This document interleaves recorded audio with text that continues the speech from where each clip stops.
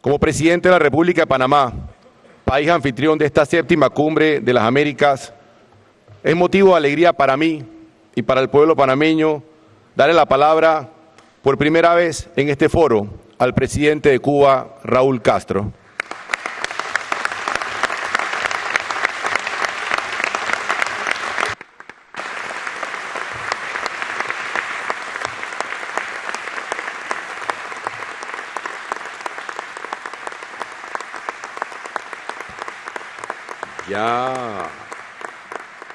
Ya era hora de que yo hablara aquí a nombre de Cuba.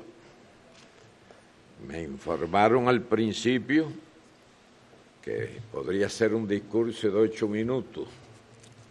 Y aunque hice un gran esfuerzo, junto con mi canciller, de reducirlo a 8 minutos, y como me deben 6 cumbres que me excluyeron, 6 por 8, 48, le pedí permiso al presidente Varela unos instantes antes de entrar a este magnífico salón para que me cedieran unos minuticos más, sobre todo después de tantos discursos interesantes que estamos escuchando. Y no me refiero solo al del presidente Obama, sino me refiero también al del presidente ecuatoriano Rafael Correa, a la presidenta Dilma Rousseff, etc. Sin más preámbulo, empezaremos. Excelentísimo señor Juan Carlos Varela, presidente de la República de Panamá, presidentas y presidentes, primeras y primeros ministros, distinguidos invitados, en primer lugar, expreso nuestra solidaridad con la presidenta Bachelet y el pueblo de Chile por los desastres naturales que han estado padeciendo. Agradezco la solidaridad de todos los países de la América Latina y el Caribe, que hizo posible que Cuba participara en pie de igualdad en este foro hemisférico, y al presidente de la República de Panamá por la invitación que tan amablemente nos cruzara. Traigo un fraterno abrazo al pueblo panameño y a los de todas las naciones aquí representadas.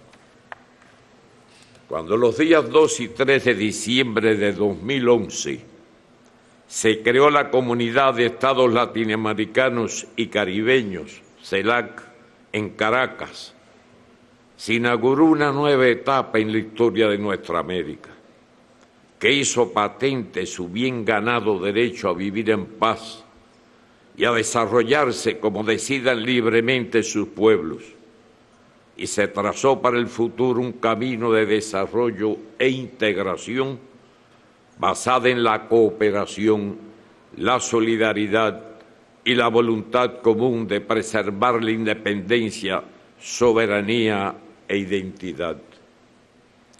El ideal de Simón Bolívar de crear una gran patria americana inspiró verdaderas epopeyas independentistas.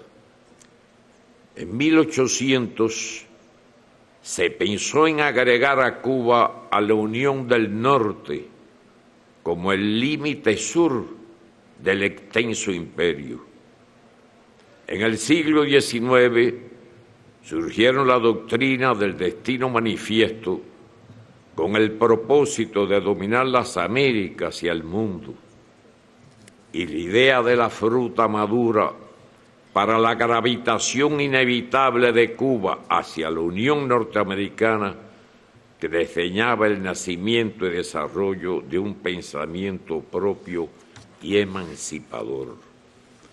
Después, mediante guerras, conquistas e intervenciones, esta fuerza expansionista y hegemónica despojó de territorios a nuestra América y se extendió hasta el río Bravo. Luego de largas luchas que se frustraron, José Martí organizó la guerra necesaria La llamada Guerra de Martí de 1895, la Gran Guerra, como fue llamada también, empezó en 1868 y creó el Partido Revolucionario Cubano para conducirla y fundar una república con todos y para el bien de todos, que se propuso alcanzar la dignidad plena del hombre. Al definir con certeza y anticipación los rasgos de su época, Martí se consagra al deber de impedir a tiempo, con la independencia de Cuba, que se extiendan por las Antillas los Estados Unidos y caigan con esa fuerza más sobre nuestras tierras de América. Fueron sus palabras textuales. Nuestra América es para él la del criollo, del indio, la del negro y del mulato. La América mestiza y trabajadora que tenía que hacer causa común con los oprimidos y saqueados. Ahora, más allá de la geografía, este es un ideal que comienza a hacerse realidad. Hace 117 años, el 11 de abril de 1898, el entonces presidente de los Estados Unidos solicitó al Congreso autorización para intervenir militarmente en la Guerra de Independencia que por cerca de 30 años libraba Cuba en esos momentos, ya ganada prácticamente al precio de ríos de sangre cubana. Y el Congreso americano, emitió su engañosa resolución conjunta que reconocía la independencia de la isla de hecho y de derecho. Entraron como aliados y se apoderaron del país como ocupantes. Se impuso como un apéndice a su Constitución la enmienda Platt, por el nombre del senador que la propuso, que la despojó de su soberanía. Autorizaba al poderoso vecino a intervenir en los asuntos internos y dio origen a la base naval de Guantánamo, la cual todavía usurpa parte de nuestro territorio. En ese período se incrementó la invasión del capital norteño. Posteriormente hubo 2 intervenciones militares y el apoyo a crueles dictaduras. Cuando los cubanos al comienzo del siglo XX hicieron su constitución, su proyecto de constitución, y se la presentaron al gobernador autonombrado por su país, un general norteamericano, les contestó que ahí faltaba algo. Y al preguntar a los cubanos constituyentistas, les respondieron: esta enmienda que presenta el senador Platt, que da derecho a intervenir en Cuba cada vez que sea considerado por los Estados Unidos. Hicieron uso de ese derecho. Por supuesto, los cubanos lo rechazaron y la respuesta fue: muy bien, nos quedaremos aquí. Eso se mantuvo hasta 1934.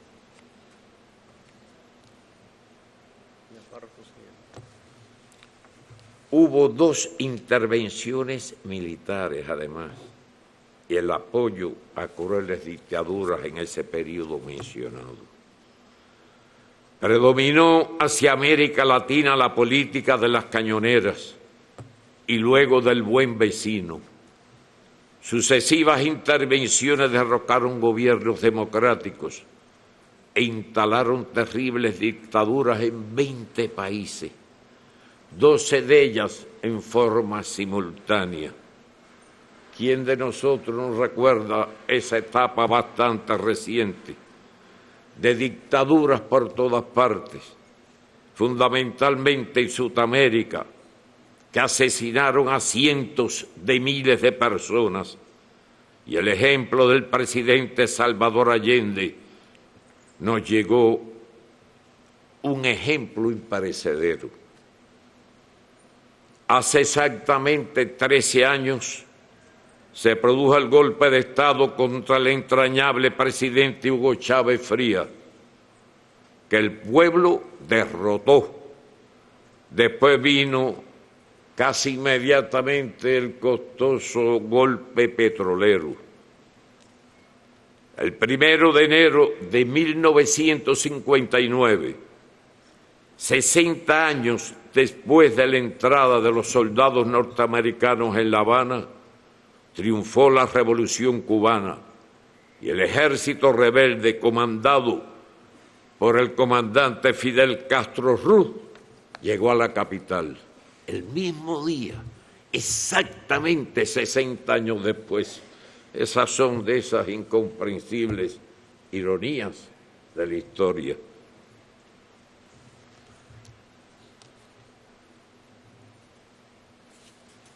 El 6 de abril de 1960, apenas un año después del triunfo, el subsecretario de Estado Lester Mallory escribió en un perverso memorando, y no encuentro otro calificativo que darle.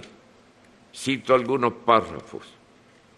Este memorándum fue desclasificado por el gobierno americano decenas de años después. Cito: la mayoría de los cubanos apoya a Castro. No hay una oposición política efectiva. El único medio previsible para restarle apoyo interno es a través del desencanto y el desaliento, basados en la insatisfacción y las penurias económicas. En otra parte, añadía, debilitar la vida económica. En otra parte, y privar a Cuba de dinero y suministro, con el fin de reducir los salarios nominales y reales, provocar hambre, desesperación y el derrocamiento del gobierno. Fin de la cita, aunque el documento es mucho mayor. Es suficiente lo que he citado. Sí es cierto, hemos soportado grandes penurias. El 77% de la población cubana nació bajo los rigores que impone el bloqueo, más terrible de lo que se imaginan, incluso muchos cubanos. Pero nuestras convicciones patrióticas prevalecieron. La agresión aumentó, la resistencia y aceleró el proceso revolucionario. Eso sucede cuando se hostigan al proceso revolucionario natural de los pueblos. La hostigación trae más revolución. La historia lo demuestra, y no solo en el caso de nuestro continente o de Cuba.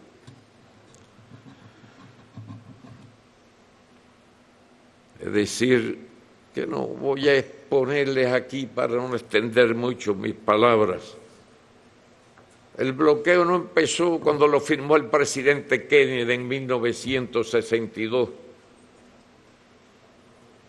que después haré una breve referencia a él con una iniciativa positiva de ponerse en contacto con el jefe de nuestra revolución para empezar lo que ahora estamos empezando el presidente Obama y yo.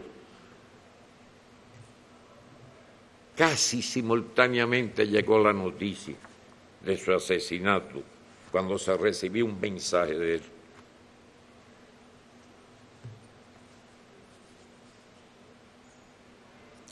Es decir, que la agresión aumentó. Acuérdense, año 65, la agresión de Playa Girón, una invasión mercenaria, apadrinada y organizada por los Estados Unidos. 6 años de guerra contra grupos armados que en 2 ocasiones abarcaron todo el país.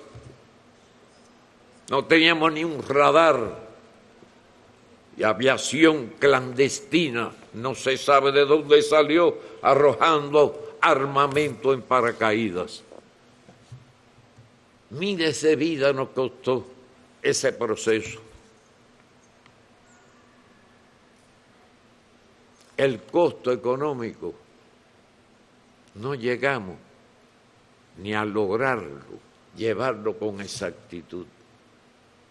Fue enero de 1965 cuando concluyó. Y lo comenzaron a apoyar a fines de 1959, unos 10 o 11 meses después del triunfo de la Revolución, cuando no habíamos declarado todavía el socialismo, que se declaró en 1961. En el entierro del bombardeo, de los bombardeos a los aeropuertos, el día antes de la invasión. Al otro día nuestro pueblo, nuestro pequeño ejército en aquel momento y todo nuestro pueblo fuimos a combatir esa expedición que se cumplió la orden del jefe de la revolución de destruirla antes de las 72 horas, porque si llegan a consolidarse ahí, en el lugar del desembarco que estaba protegido por la más grande ciénaga del Caribe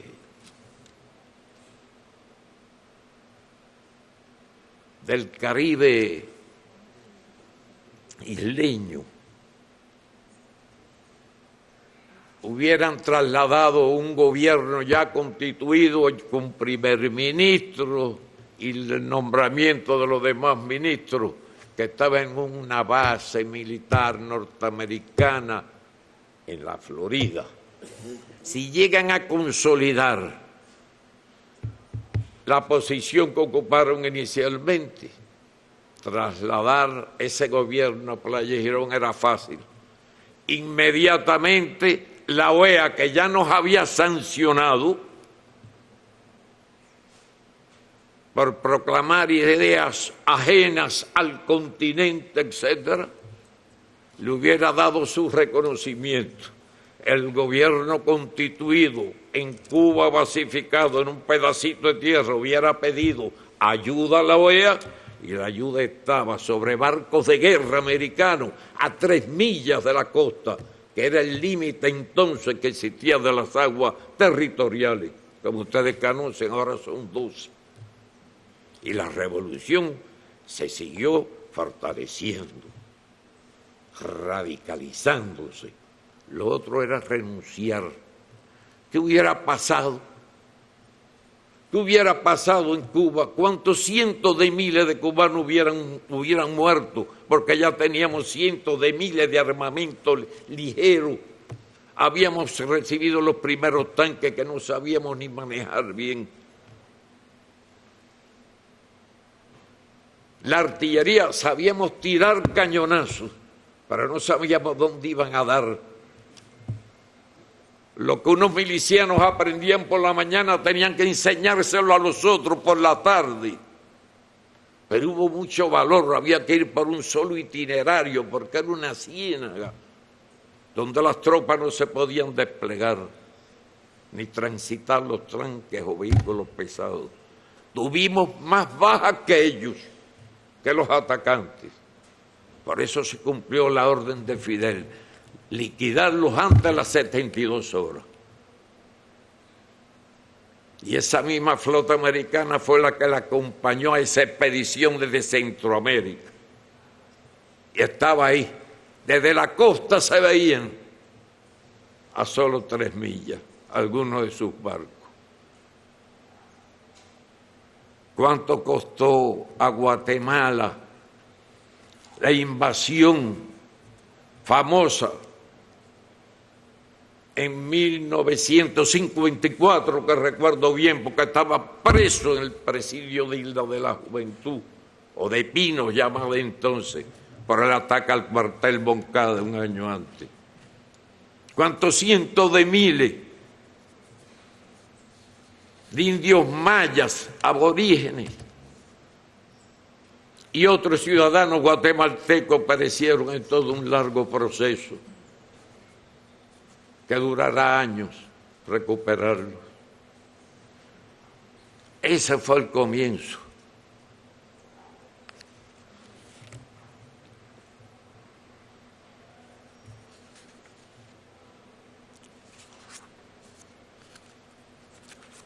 Les decía que el 77% de la población cubana nació después del bloqueo. Párrafo que ya leí. Cuando ya habíamos proclamado el socialismo y el pueblo había combatido en Pellagirón para defenderlo, el presidente Kennedy, al que ya hice referencia hace un instante, fue asesinado precisamente en el mismo momento, el mismo día en que el líder de la revolución cubana, Fidel Castro, recibió un mensaje suyo de John Kennedy buscando iniciar el diálogo. Después de la Alianza para el Progreso y de haber pagado varias veces la deuda externa sin evitar que ésta se siga multiplicando, se nos impuso un neoliberalismo salvaje y globalizador como expresión del imperialismo en esta época, que dejó una década perdida en la región. La propuesta entonces de una asociación hemisférica madura resultó el intento de imponernos el área de libre comercio de las Américas, ALCA, asociado al surgimiento de estas cumbres, que hubiera destruido la economía, la soberanía, el destino común de nuestras naciones, si no se le hubiera hecho naufragar en el 2005 en Mar del Plata, bajo el liderazgo de los presidentes Chávez, Kirchner y Lula. Un año antes, Chávez y Fidel habían hecho nacer la alternativa bolivariana, hoy Alianza Bolivariana para los Pueblos de nuestra América. Excelencias,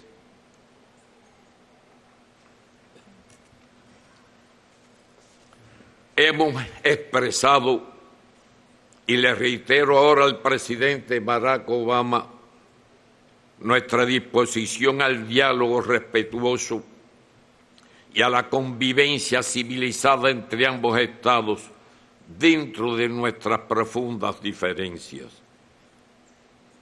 Aprecio como un paso positivo su reciente declaración de que decidirá rápidamente sobre la presencia de Cuba en una lista de países patrocinadores del terrorismo y en la que nunca debió estar, impuesto bajo el gobierno del presidente Reagan. País terrorista nosotros. Sí, hemos hecho algunos actos de solidaridad con otro pueblo que puede considerarse terrorista. Cuando estábamos acorralados, arrinconados y hostigados hasta el infinito, solo había una alternativa: rendirse o luchar. Ustedes saben cuál fue la que escogimos. Con el apoyo de nuestro pueblo. ¿Quién puede pensarse que nosotros vamos a obligar a todo un pueblo a hacer los sacrificios que ha hecho el pueblo cubano para subsistir, para ayudar a otros pueblos?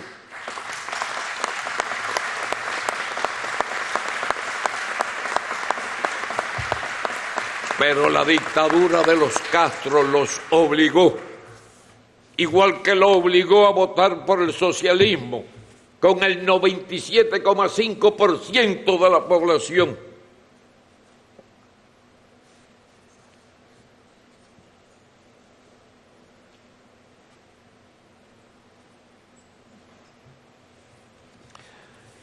Continúo, aprecio como un paso positivo la reciente declaración del presidente Obama de que se decidirá rápidamente sobre la presencia de Cuba en una lista de países patrocinadores del terrorismo y en la que nunca debió estar, les decía. Porque cuando esto se nos impuso, resulta que los terroristas es lo que poníamos los muertos. No tengo en la mente el dato exacto, solo de terrorismo dentro de Cuba. En algunos casos de diplomáticos en otras partes del mundo cubano que fueron asesinados. Me aportan el dato ahora mis compañeros. En esa etapa tuvimos 3.478 muertos y 2.099 discapacitados de por vida. Otros muchos más heridos que fueron recuperados. Los terroristas eran los que ponían los muertos. ¿De dónde venía el terror entonces? ¿Quiénes lo provocaban? Algunos de los que incluso han estado por Panamá en estos días, como el agente de la CIA Rodríguez, que fue el que asesinó al Che y se llevó sus manos cortadas para probar por sus huellas digitales, no sé en qué lugar, que se trataba del cadáver del Che, que después recuperamos por la gestión de un gobierno amigo en Bolivia.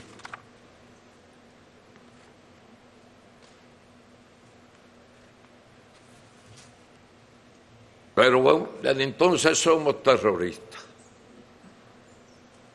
Realmente pido disculpas incluso al presidente Obama y a otros presentes en esta actividad por expresarme así. Yo al mismo le dije que a mí la pasión se me sale por los poros cuando de la revolución se trata. Le pido disculpas porque el presidente Obama no tiene ninguna responsabilidad con nada de esto. De los, ¿cuántos presidentes hemos tenido? 11, 12. 10 antes que él. 10 antes que él. Con los cuales todos tienen deuda con nosotros, menos el presidente Obama.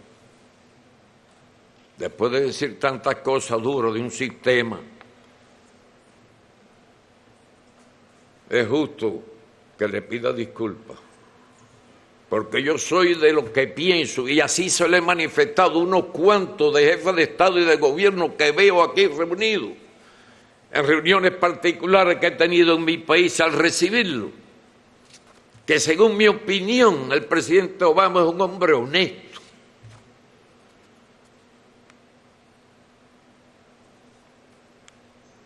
Me he leído algo de su biografía, los 2 libros que han aparecido, no completo, eso lo haré con más calma. Admiro su origen humilde y pienso que su forma de ser obedece a ese origen humilde de él.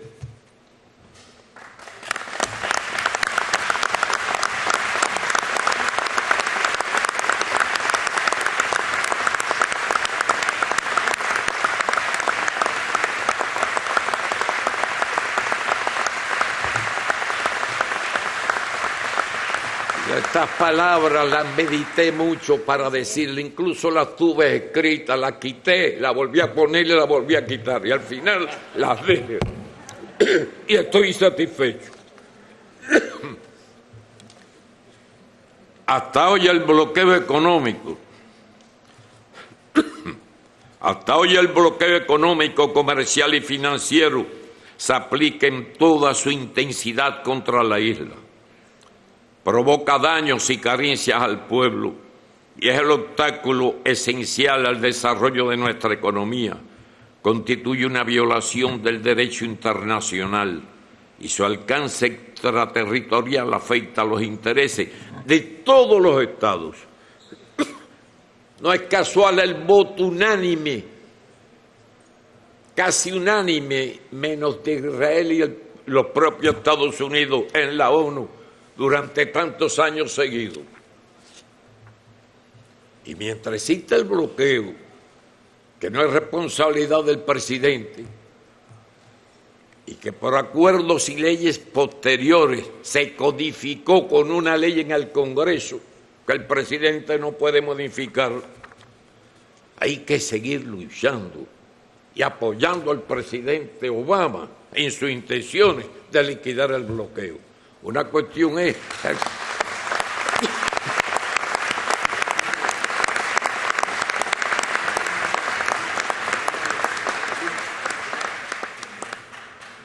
Una cuestión es establecer relaciones diplomáticas y otra cuestión es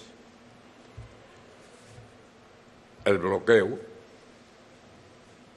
Por eso les pido a todos, y la vida nos obliga además a seguir apoyando esa lucha contra el bloqueo. Excelencias,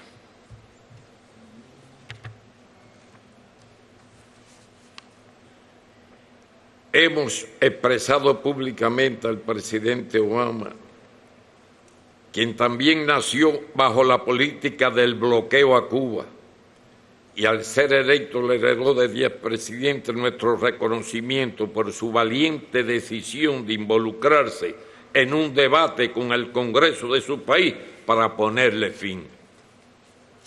Este y otros elementos deberán ser resueltos en el proceso hacia la futura normalización de las relaciones bilaterales. Por nuestra parte, continuaremos enfrascados en el proceso de actualización del modelo económico cubano, con el objetivo de perfeccionar nuestro socialismo, avanzar hacia el desarrollo y consolidar los logros de una revolución que se ha propuesto conquistar toda la justicia para nuestro pueblo. Lo que haremos está en un programa desde el año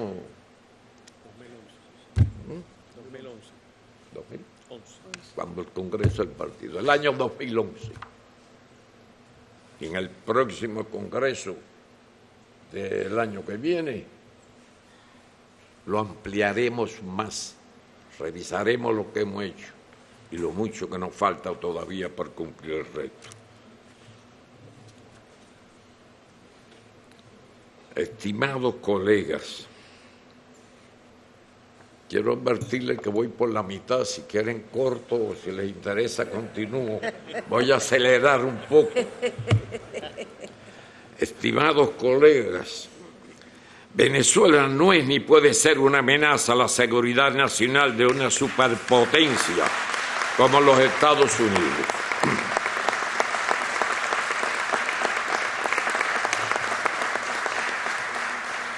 Es positivo que el presidente norteamericano lo haya reconocido. Debo reafirmar todo nuestro apoyo de manera resuelta y leal a la hermana República Bolivariana de Venezuela, al gobierno legítimo y a la unión cívico-militar que encabeza el presidente Nicolás Maduro, al pueblo bolivariano y chavista que lucha por seguir su propio camino y enfrenta intentos de desestabilización y sanciones unilaterales que reclamamos sean levantadas, que la orden ejecutiva sea derogada, aunque es difícil por la ley, lo que sería apreciado por nuestra comunidad como una contribución al diálogo y al entendimiento hemisférico. Nosotros conocemos, creo que puede ser de lo que estamos aquí reunidos, uno de los pocos que mejor conozcamos el proceso de Venezuela. No es porque estemos metidos allí, ni estemos influyendo allí, ni ellos nos cuenten todas las cosas a nosotros. Lo sabemos porque están pasando por el mismo camino por el que pasamos nosotros y están sufriendo las mismas agresiones que sufrimos nosotros, o una parte de ellas. Mantendremos nuestro aliento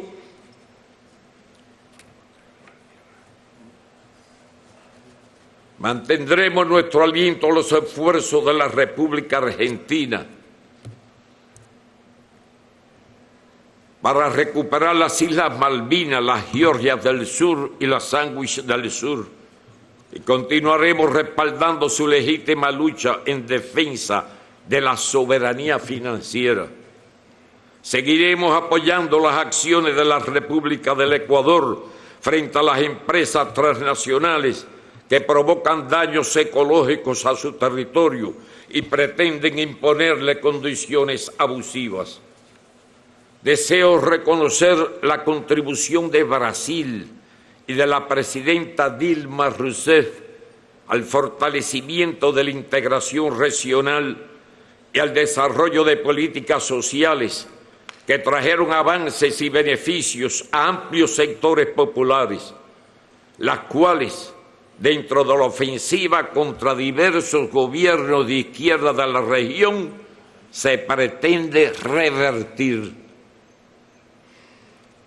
Será invariable nuestro apoyo al pueblo latinoamericano y caribeño de Puerto Rico, en su empeño por alcanzar la autodeterminación e independencia, como ha dictaminado decenas de veces el Comité de Descolonización de las Naciones Unidas. También continuaremos nuestra contribución al proceso de paz de Colombia hasta su feliz conclusión.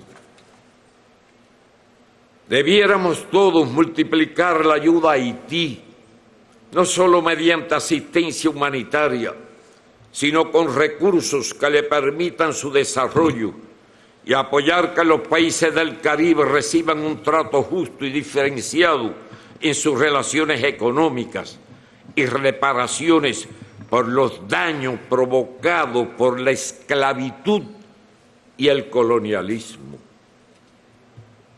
Vivimos bajo la amenaza de enormes arsenales nucleares que debieran eliminarse y del cambio climático que nos deja sin tiempo.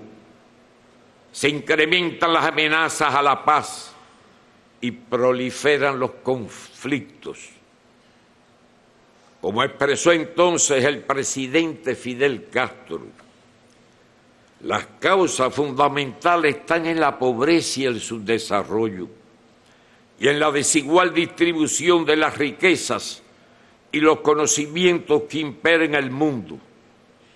No puede olvidarse que el subdesarrollo y la pobreza actuales son consecuencia de la conquista, la colonización, la esclavización y el saqueo de la mayor parte de la tierra por las potencias coloniales, el surgimiento del imperialismo y las guerras sangrientas por nuevos repartos del mundo. La humanidad debe tomar conciencia de lo que hemos sido y de lo que no podemos seguir siendo. Hoy, continuaba Fidel, nuestra especie ha adquirido conocimientos, valores éticos y recursos científicos suficientes para marchar hacia una etapa histórica de verdadera justicia y humanismo. Nada de lo que existe hoy en el orden económico y político sirve a los intereses de la humanidad. No puede sostenerse. Hay que cambiarlo, concluyó Fidel. Cuba seguirá defendiendo las ideas por las que nuestro pueblo ha asumido los mayores sacrificios y riesgos y luchado junto a los pobres, los enfermos sin atención médica, los desempleados, los niños y niñas abandonados a su suerte u obligados a trabajar o a prostituirse.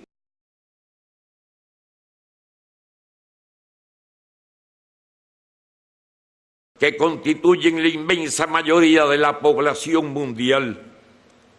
La especulación financiera, los privilegios de Bretton Woods y la remoción unilateral de la convertibilidad en oro del dólar son cada vez más eficientes.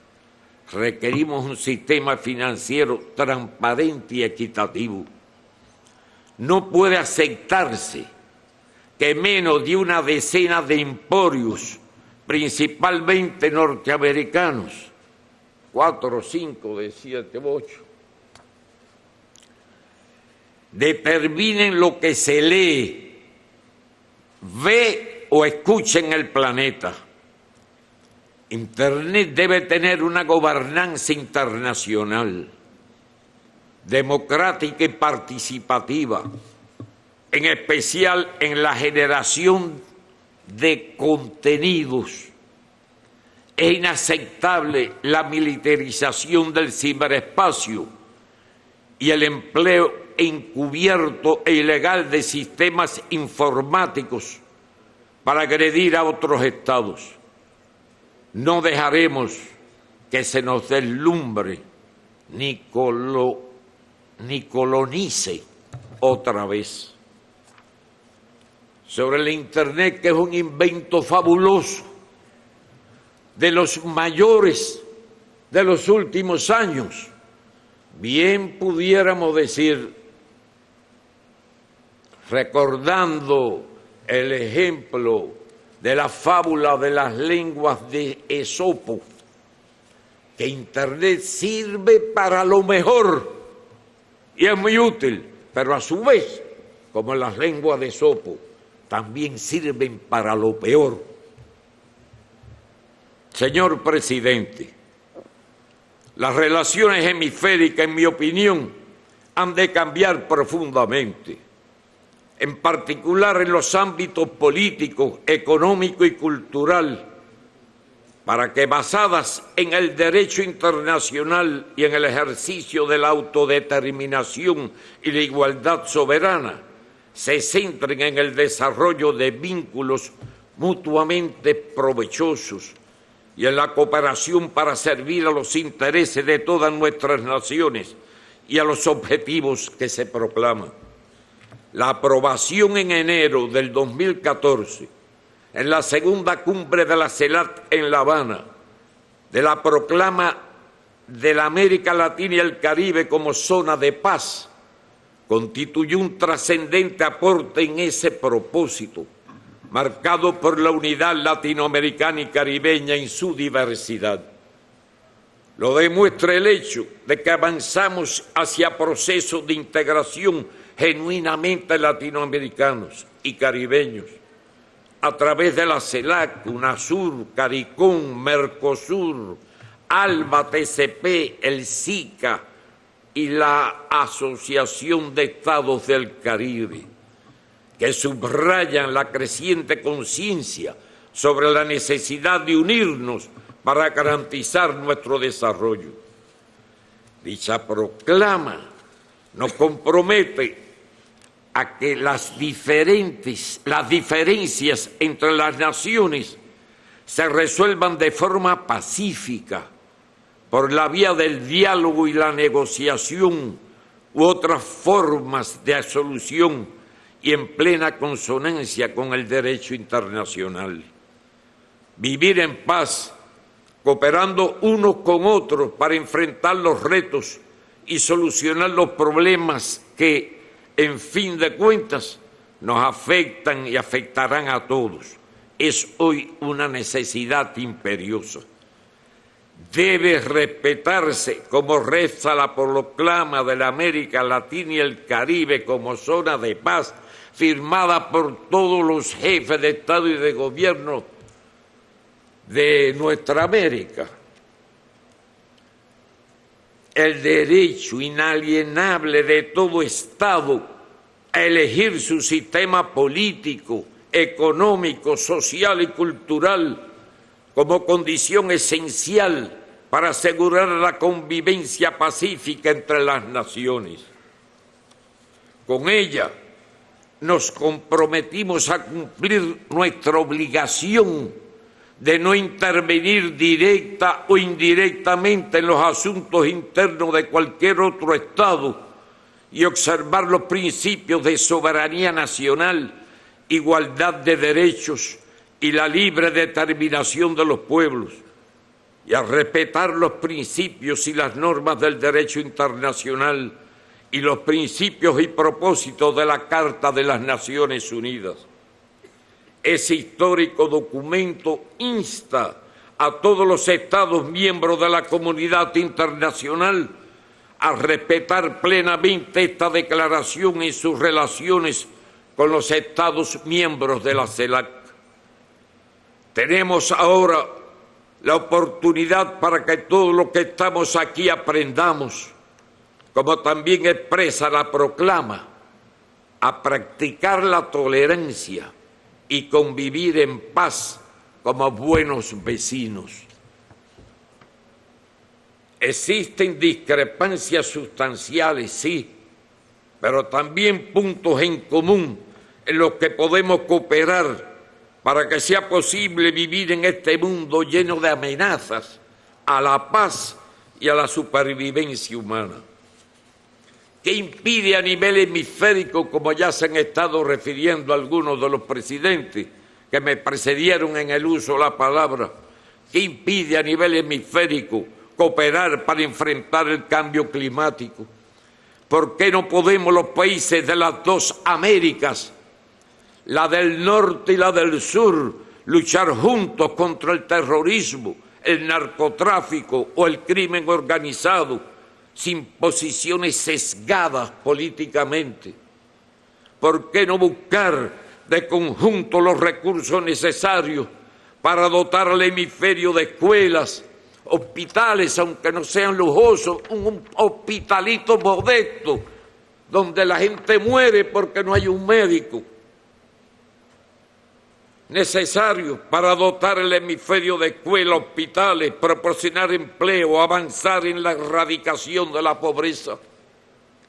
No se podrá disminuir la inequidad en la distribución de la riqueza, reducir la mortalidad infantil, eliminar el hambre, erradicar las enfermedades prevenibles, acabar con el analfabetismo. El pasado año establecimos cooperación hemisférica en el enfrentamiento y prevención del ébola, y los países de las dos Américas trabajamos mancomunadamente, lo que debe servirnos de acicate para empeños mayores. Cuba, país pequeño y desprovisto de recursos naturales, que se ha desenvuelto en un contexto sumamente hostil, ha podido alcanzar la plena participación de sus ciudadanos en la vida política y social de la nación, una cobertura de educación y salud universales de forma gratuita, un sistema de seguridad social que garantiza que ningún cubano quede desamparado, significativos progresos hacia la igualdad de oportunidades y en el enfrentamiento a toda forma de discriminación, el pleno ejercicio de los derechos de la niñez y de la mujer, el acceso al deporte y la cultura, el derecho a la vida y a la seguridad ciudadana.